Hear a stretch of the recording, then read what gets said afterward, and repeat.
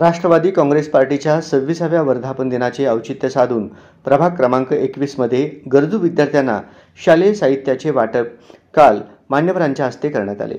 यात राष्ट्रवादी काँग्रेस पक्षाच्या मान्यवरांच्या उपस्थितांचे स्वागत करून कार्यक्रमाला सुरुवात करण्यात आली। यावेळी शालेय विद्यार्थ्यांना वह्या, पेन, पेन्सिल व शालेय साहित्य वाटप ताज सोशल ग्रुप आणि नगरसेवक तौफिक शेख यांच्या प्रयत्नाने करण्यात आले। यावेळी आलेल्या विद्यार्थ्यांना मान्यवरांच्या हस्ते साहित्याचे वाटप करण्यात आले।